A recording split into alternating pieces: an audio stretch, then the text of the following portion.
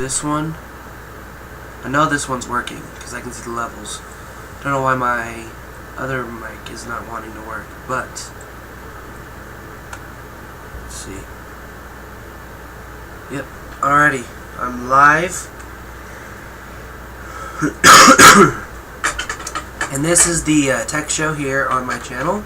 As you see, I have my iPhone 5 right here.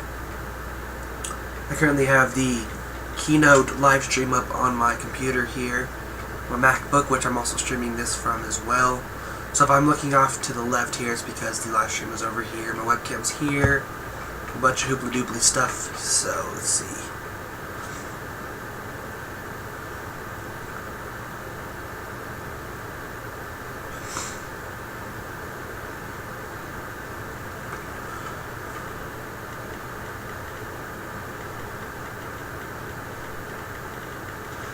That's not a tweet.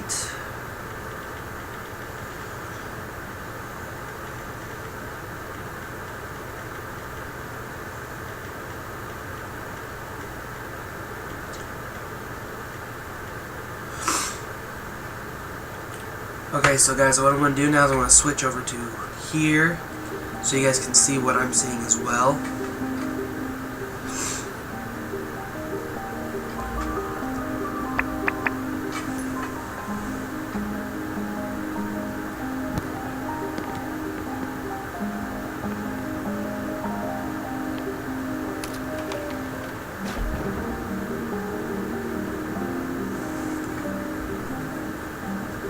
So guys, the stream is a little bit delayed, but it's something we can live with at this time.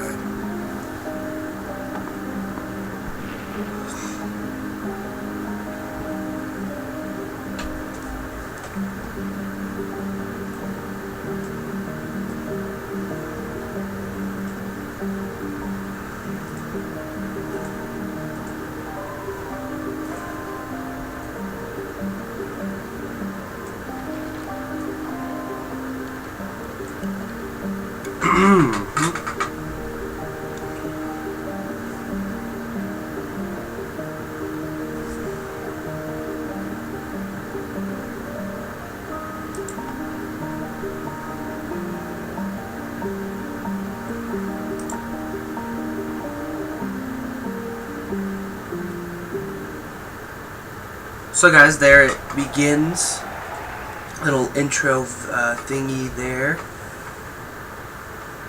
And as we currently see, we have Tim Cook walking out on stage with basically looks like a Mac startup screen with the little sort of grayscale apple there in the background, and he's basically a lot of thank yous right now. Grand applause for his entrance. A lot of people taking pictures with iPads and iPhones.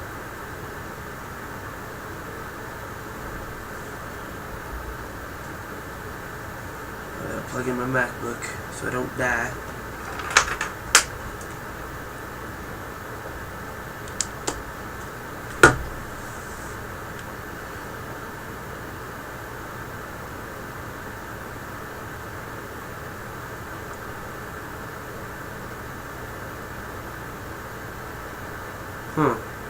This is actually quite interesting. It's the first time I've actually really checked, watched it in its entirety, so.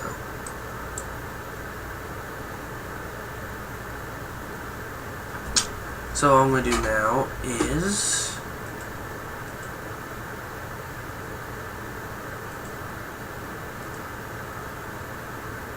just adjust this screen crop here.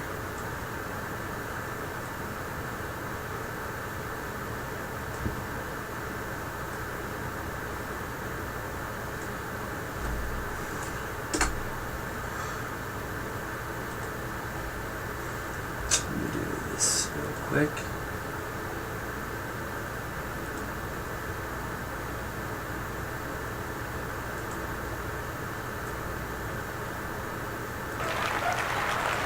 So here's what I'm currently watching here, guys, on the current. I'm really sorry we couldn't accommodate 71 seconds and we're sold out. That's crazy.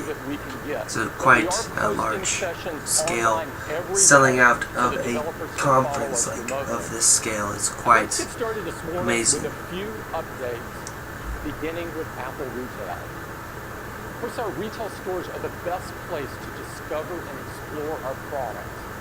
And over 1 million people per day did that last year. It's phenomenal. Our stores are filled with our colleagues who work at our stores because they're passionate about how Apple technology can enrich people's lives. Our stores have become integral parts of the communities that they serve.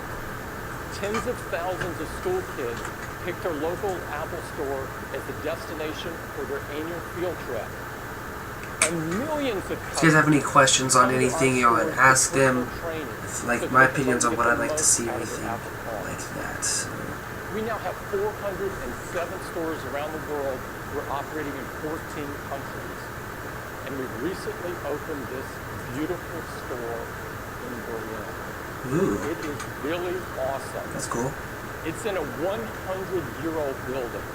It was originally one of the first theaters in Berlin.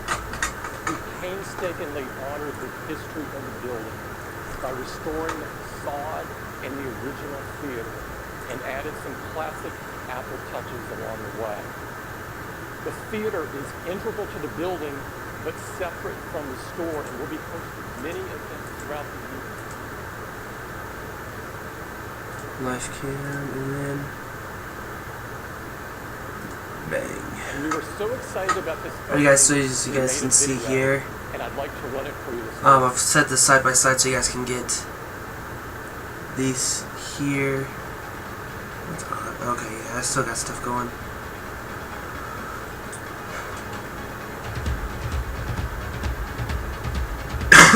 Sorry guys, a bit of a cold. But this is a view of one of their new stores here. Oh, I would love to go to this one. It's a, like he said, it's a 100-year-old building, but you're trying to keep the same feel and architecture of this old building, but, you know, make it Apple. And I really like the way they're going about this. Look, just beautiful.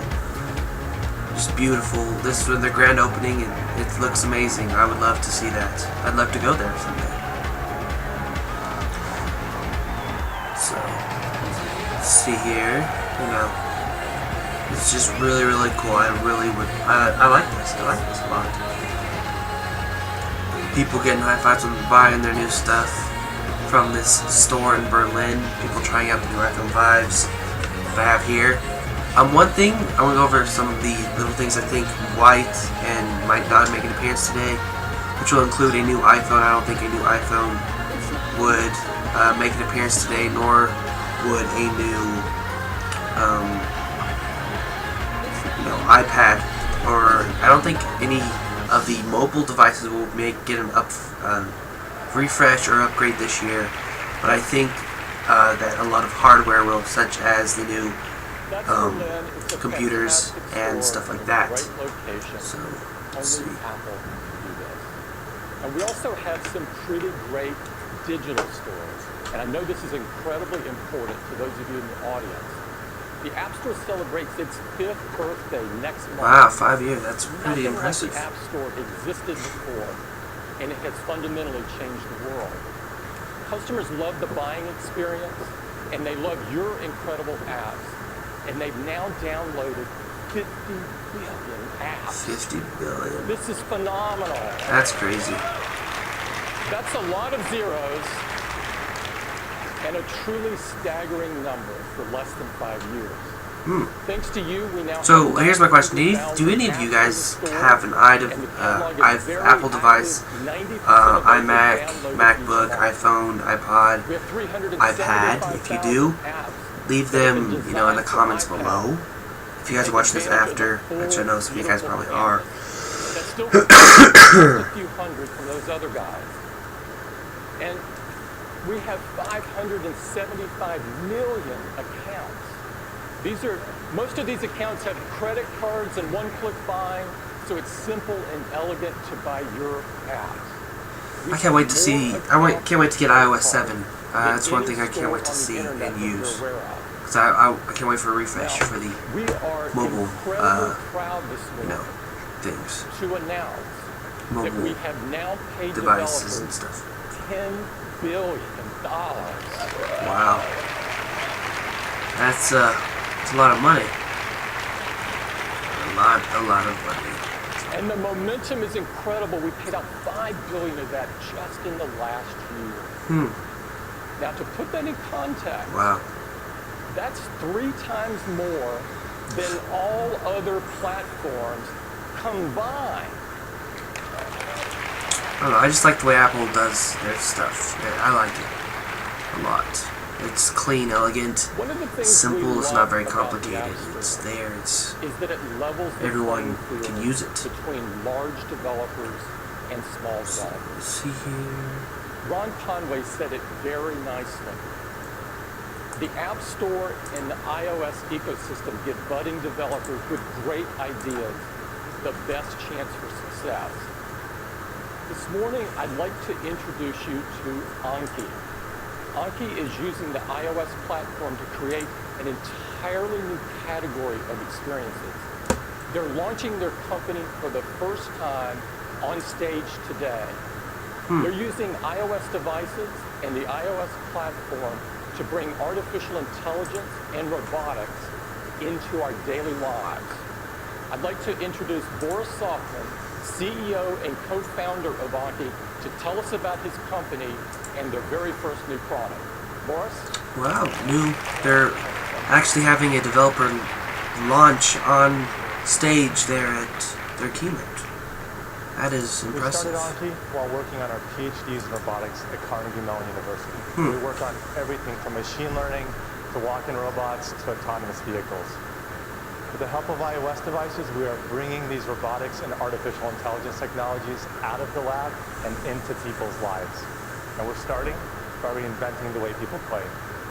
Today, after over half a decade of working on Anki, we are so excited to give you a peek at our first product, Anki Drive.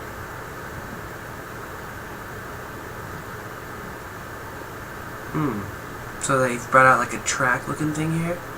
Assisting me today is Brad Newman, our lead AI engineer at Anki. So you bring out like little cars. Now, we're going to start by sharing some of the technology under the hood.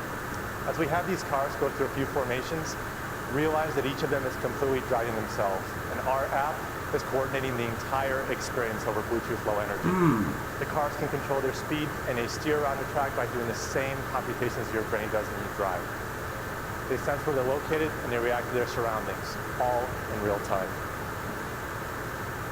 This red car, he's our hero, Aiden. We designed him and all the other cars to be incredibly smart.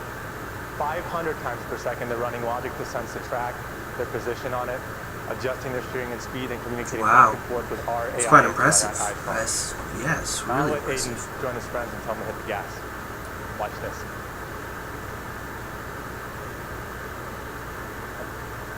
Quick restart. Yep.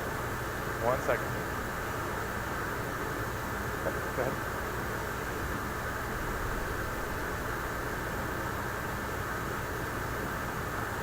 All right, here we go. Little bugs.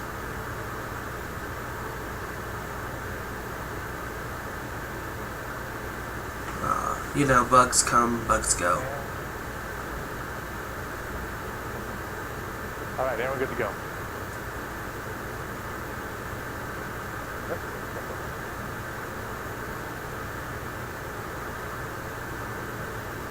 All right, here's a little camera shot.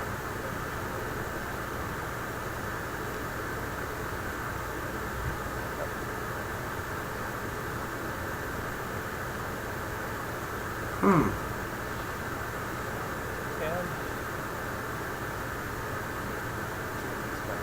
there we go. All right. So, as Aiden weaves through the pack, our app knows everything that's happening in real time. It's analyzing thousands of That's really potential cool. actions every single second. And not just for Aiden, but for every single car. We are using iOS devices not just as remote controls, but as the brains behind an immersive, real-world experience. And that is what lets us bring these cars to life. Now, That's really impressive. I like that. He's going to tell these other cars to try to block Aiden. And just to be clear, none of this is choreographed. All we're doing is defining a new objective for each car, and they figure out the rest.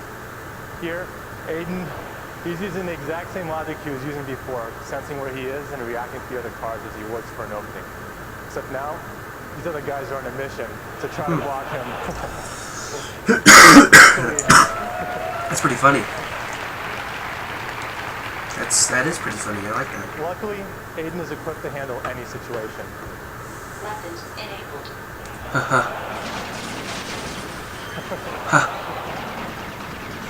He's taking out the other cars. This is a video. That's really cool. I like that. Man, I would totally buy that one day. I would buy that. This is a video game in the real world. We can customize everything in software, from the characteristics of the vehicles to the weapons that they can use. We are taking all of the things we love about video games and programming them onto physical characters. So, would you guys like to see this? I think I would use it. Take gaming to a whole new level. I would totally play with that The one real day. fun starts when you take control of these cars yourselves. With your iPhone or iPod Touch, you can play against your friends, or you can take your chances against the AI. We are bringing video games to life on the floor of your living room. Keep your eyes out for Anki Drive, coming to Apple stores and Apple Online this fall. And we just pushed the Anki Drive app today, so you can download it and get a deeper look. We are a robotics and artificial intelligence. See what this Anki app looks like. Thank you very much. So I can see what this is actually all about, because let's see here. Anki. Pretty sure I spelled that It's right. incredibly fun. I think these guys are going to be super successful. I think it's a great example of the power of the combination of your incredible app and the iOS devices in the I think I ecosystem. spelled it wrong. I'd love to show you a lot more today, but we don't have time. But I'd like to thank, on behalf of Apple, I'd like to thank all of the developers here for making such incredible apps. Thank you. Oh well, I'll find it later. What is this feature?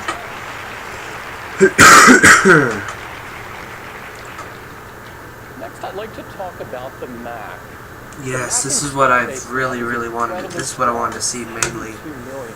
This is double what it was just 5 years ago. 72 million We Macs. announced That's the new iMac at the end of last year, and it went on to become the #1 desktop in the U.S. yeah, that's a really And nice the iMac. MacBook has Have one of continued these. to define the future of the notebook. It is the #1 notebook in the U.S. Yeah, buddy. In fact, the Mac business has outpaced the PC business for several years now. And if you look at the last 5 years, the average annual growth rate isn't even close. This And is if you look at the this is total nice. growth over that period of time, the Mac is up 100% versus the PC a paltry 18%. That's impressive. That is impressive. Pretty sure these are all true statistics as well, which is also quite impressive. We care much more that the this Mac is actually looks nice. #1 in customer sat and quality. And you don't just have to take my word for it. All of these guys agree. Laptop. We had lots of innovation. PC World for the Seen it. Mac last year. Some quite And one of those was impressive announced magazines here there. with Mountain Line. Mountain Line, of course, Please is tell our me they're latest gonna release of release OS 10. OS, one of the We newest shipped versions of OS 10. 28 million copies since we announced it, making it the best-selling release of all time. And what's even more impressive is that 35% of our users are using the latest version, are using Mountain Line. Now that compares to Windows 8, which is kind of struggling to get to 5. Yeah, that's why I still dislike Windows We're 8 a making lot. the best Macs we've ever made, but we're not standing still. We've got lots of innovation left, and today we want to talk to you about what we're doing with OS 10. To do Yes. that, I'd like to invite Craig Federighi up to the stage. Craig? I'll clap sitting here at my home. I'll clap sitting right here. Good morning. The future of Mac OS 10 or X. Good morning. Let's talk about OS 10. Our latest release, Mountain Line, is the 9th of our Big Cat named releases in just over a decade. As we turn our attention now toward the 10th, we've hit a real issue. We do not want to be the first software in history to be delayed due to a dwindling supply of cats. Now, fortunately, we do have a creative group at Apple, and we can think out of the box. And so we This thought is maybe funny. we could take this lion thing in a different direction. So I'm proud to present to you today OS 10 Sea Lion. Sea lion. That's funny. That's pretty good. That's pretty good. I'll totally be doing. Okay, maybe not. That could be a bit of a dead end. So, Yeah, in fact, we're really it's pretty excited funny. about the future of the Mac, and we want a set of names that are going to carry us for at least the next 10 years. And you know, the answer really was really obvious to us. It's those places that inspire us here in California, in the place where OS 10 is designed. A bear? and built. Mac OS 10 Grizzly Bear?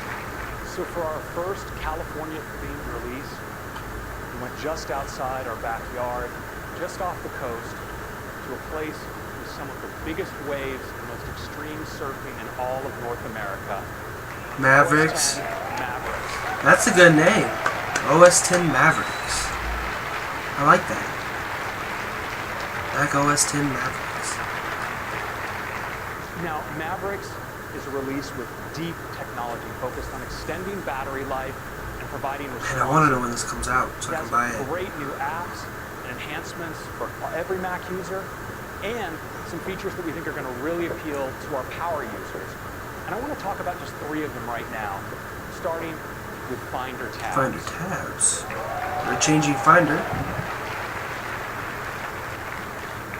Sounds like you guys know how this is going to work. So, you of course can work in the Finder with multiple windows. It's a very powerful tool.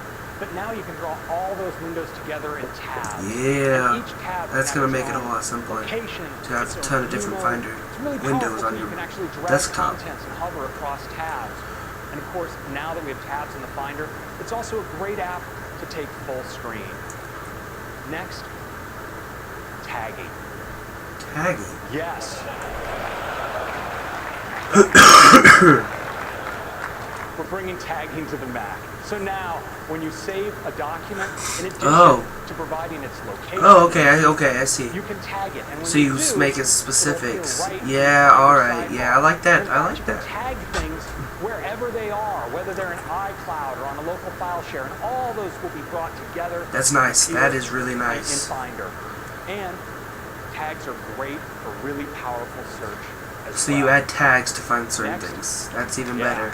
Next, Multiple displays. multiple displays. Really? All right. Let's see what they The have Mac, as of far course, as we're multiple not giving you all displays. the free multiple display here. This is just software. So, with multiple displays in the Mac, it's always been a powerful way to spread out your work. But now, in Mavericks, you can get at your menus across multiple displays. You can summon your dock across multiple displays. And Oh when my you take goodness. a window full screen on one display, it doesn't mess with your desktop on the Yes! other display. Finally! Yes, that's what I've been waiting for. I dislike that a lot with this one.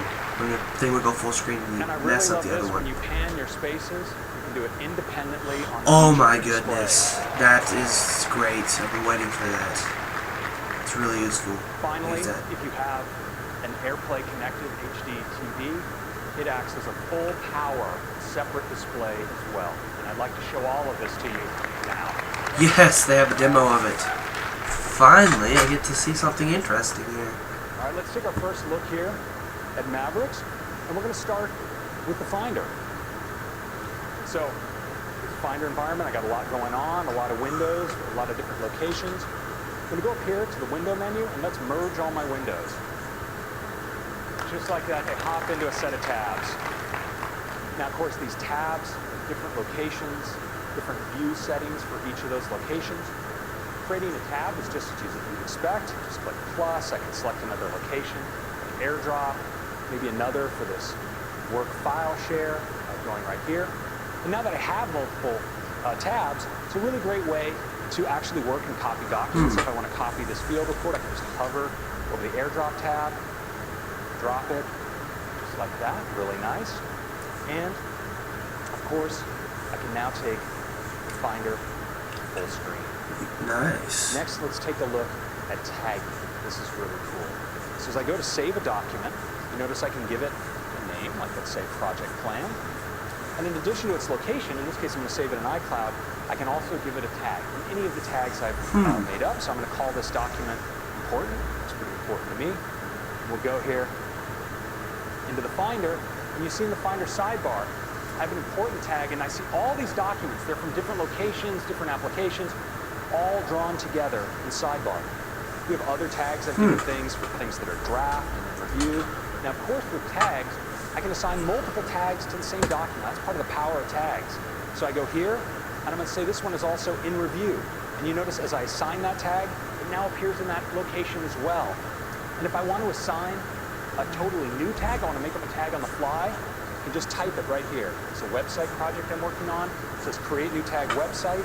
And just like that, I've created a new tag, and you can see it right here in the Finder. I can give that tag a color, of course. And now that I have that tag, I can also assign tags by just dragging things in to the tag area in the Finder. So different assets from my website, just drag them in, and they're tagged like that. And tags are great for searching. So if I start typing, let's say, important, find all documents that are important. Let's go to all my files and find all documents that are both important and that are in review. Just like that, I found exactly what I'm looking for with tags. That's really nice. I like that. Creative way to do it, too. The thing is, when's this going to come out and how much is it going to be priced? That's one thing that can really... Some of the kind of windows that I'm often working with, or open up iPhoto here, maybe a Keynote presentation. And I actually have a second display connected to this MacBook Pro. Let's show that up there on the display now. Of course, with multiple displays, I can just move windows, cross displays like you'd expect. But now, I can get up at my menu bar on the second display. If I go down to the bottom, I can summon the dock, just like that. Yes. If I want to open an app on the second display, I can just open it on the dock here. And here's iTunes. Yeah. Turn this app full screen. It's really going to be useful. And as I swipe spaces, just right back there, just on that display. Let's take Keynote full screen as well. I'm going to go back to my first display here. Let's even take iPhoto full screen. So now I have different full screen apps on my different displays. It's actually a really fantastic way to work. Go in here into favorite travels. And I can now drag assets across my full screen apps like that. Super cool. Mission Control has just been supercharged for multiple displays. So I'm going to go now into Mission Control, and we see my different full screen spaces and desktops across applications. I can drag a window from one display to another. I can also go and drag a full screen app right across displays, bring preview open, and now I have that full screen on this display as well. Nice. I like that. I like that a lot. Finally, I actually have an Apple TV around here. Let's bring that into play. So here's my Apple TV. Now this is pretty over the top. So I can actually go here into AirPlay. I'm going to connect to this Apple TV. So now it's a full power display as well. You can see I have my menu bar, my dock. Go over here and get my dock here, and I can go into Mission Control even, and I can go get a window across that other display. Wow. Just drag Keynote over here, right on to my Apple TV, and open it up. There it is, full displays in Mavericks. That's nice. That's really nice. I like that feature. I'd like to talk about some advanced technologies in Mavericks. Let's see what they've got here. Our power users are increasingly doing their work on the go. They want great responsiveness, but they also want great battery life. And in Mavericks, we've introduced a whole host of technologies to address that challenge. OpenGL4. Like compress memory, make sure you have memory available very quickly when apps demand it. Technologies like AppNow that actually make sure we're directing power only to those applications where you're really benefiting from it. System-wide core animation accelerated scrolling and OpenGL4 for super responsive graphics, and a topic I want to go into in a bit more detail now, timer coalescing. So when you look at battery life on your computer, the real factor that software has the most influence over is CPU activity and its draw on power. And if you look at what your system is doing at any given time, what you'll see as you look under the hood is not a smooth line, but actually hundreds of interrupts occurring per second, where the system is going from a power-efficient sleep state up to a state of high power use and back down. And all of those transitions actually consume a lot of power. Well, in Mavericks, we intelligently align all of that work, reducing those number of transitions. This, in combination with technologies like AppNav and other power optimizations, reduce CPU utilization activity for these kinds of scenarios up to 72%. It's pretty awesome. That's nice. I like that.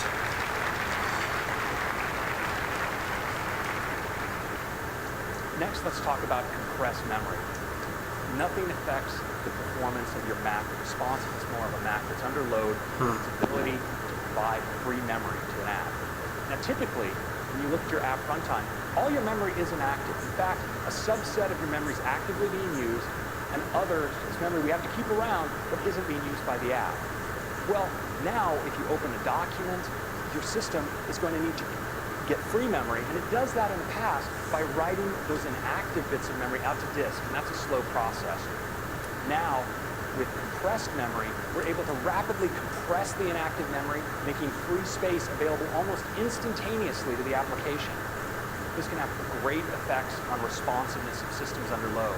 You see 1.4x kinds of improvements even on fast SSD systems for activities like opening new documents or reactivating an application. I can't wait to use this. I'm serious. This will be great. Waking the system from standby. These are just two of many improvements to power and performance in Mavericks. Next, let's talk about Safari. In the last decade, Safari is focused not just on providing the easiest to use, most elegant browsing experience, but also the most innovative.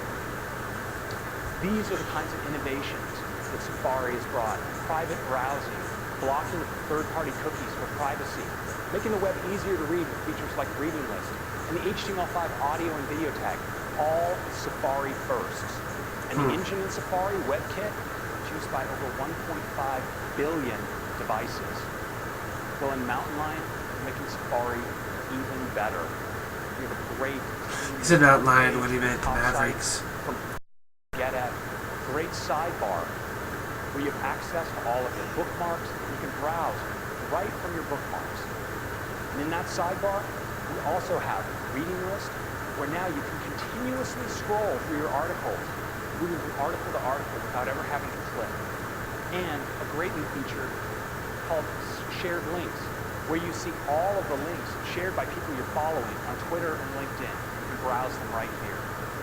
Now, in addition to these end-user improvements, there's also a lot going on under the hood. Big improvements to JavaScript, a full process per tab architecture, and memory efficiency improvements with shared memory resource cache, and a whole bunch of big power savings as well. When you look at the effects of these changes, it's pretty profound. You take a synthetic benchmark like SunSpider, you see how Safari fares against the competition. But you know, researchers have started to look at more real-world JavaScript by sampling the JavaScript that actually occurs on sites like the Google homepage, Facebook, Amazon.com. When you look at Safari's performance on a benchmark like that, JS Bench, the results are really incredible. Wow. I have to try out Safari as soon as this comes out.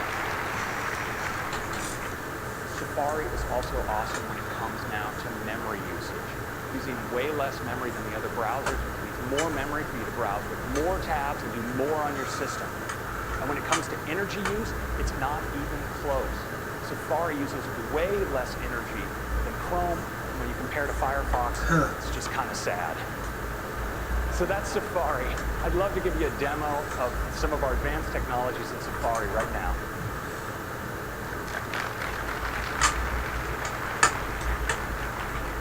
So let's start with responsiveness. And I'm going to go now into Mail. And so here we have a mailbox with about 100,000 messages in your inbox. And I just want to show you how you scroll now with that accelerated scrolling. Perfectly smooth, incredibly fast, almost 60 frames a second whenever you do it. It's just epic.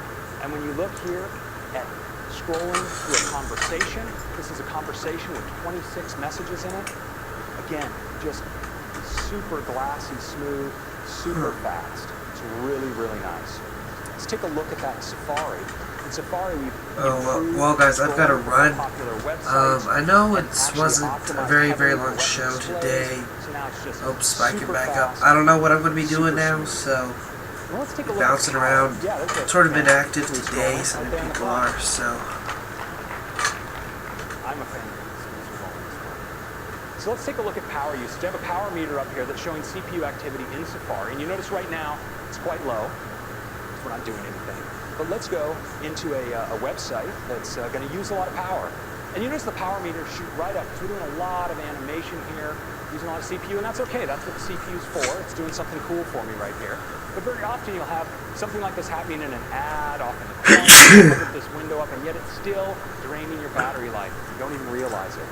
Well, now with this technology we call App Nav, we keep track of what's going on and what things you actually see to decide where to direct I power. got some text So really watch quick. what happens when I bring up this iTunes window. Please, if you guys have any questions, just leave them down Safari below, and I will answer them Power drops if right they're down. interested. That's extending your battery life. But of course, that thing is still running. It's still available to me. So if I pull it aside, there it goes. You can see everything happening right now. The power goes up, cover it back up, power goes right back down. It's really going to help your battery life. Next, So let's that's take nice. a look at the new I want to see Safari that website. top sites. Really clean, really nice. We'll bring out the new sidebar. You see I have all my bookmarks here. I have my bookmark folders as well. If I want to bring a site over for my bookmarks in the top sites, I can just drag it out like this. It's really nice. Open it up, animates in. From the sidebar, we also have access to our shared links. So you see sites that I'm following here on Twitter and LinkedIn. Click on a link that's been shared, loads, retweet it right here. If I Try to make it wish. more social. And we now have one-click That's bookmarking. quite So I'll just click impressive. this plus and it's going to hop right in. My reading list right there. Let's go take a look at my reading list. See all the articles I've added here to my reading list. I want you to watch how scrolling works, because now when I scroll and I'm reading through one article, read this is great, really enjoying it, get to the bottom, there's the next article. I can just scroll right through to the next article just like that. Awesome. We also have a beautiful new look for Reader. Here's Reader. And I'm going to bring up I can actually close up my sidebar here. And now, as I scroll, reading, and I just want to read from one article to the next, it's just like that. Super clean, super nice. That's So guys, Safari. I know I said that it would be, a full thing, but I've got some stuff I gotta do. But I will be doing full overviews of my favorite things from this, including multiple things about this and different things, as I'll be watching it again and again, doing different things throughout, analyzing it and different things. To really be secure these days, you want to have a different, complex password for every site where you have a login. But this inevitably brings up the question,